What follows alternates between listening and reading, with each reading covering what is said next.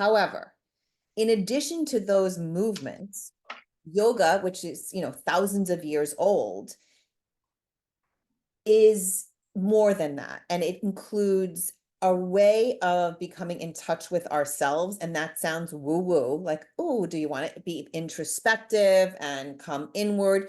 Yeah, that's one aspect of yoga where we increase our concentration and our focus.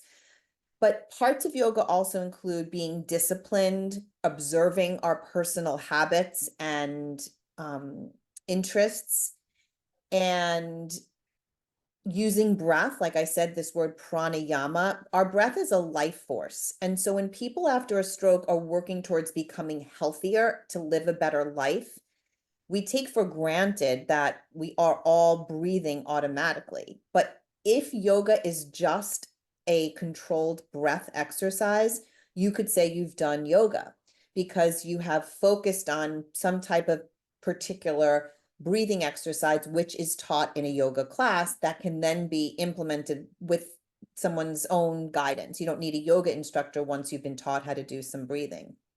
And another aspect of yoga is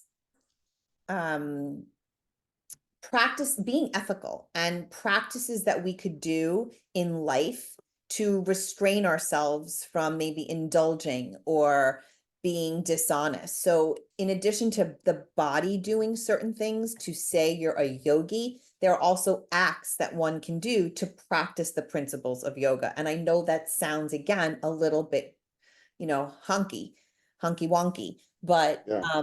it shows that whether you're whatever religious belief or spiritual belief you have, it's not necessary, because as a human being who's gone through a tragedy or some type of trauma, I think anyone that wants to think about how we treat ourselves, how we think, and how ethical we are could be something that we feel is a positive health decision or a healthy decision.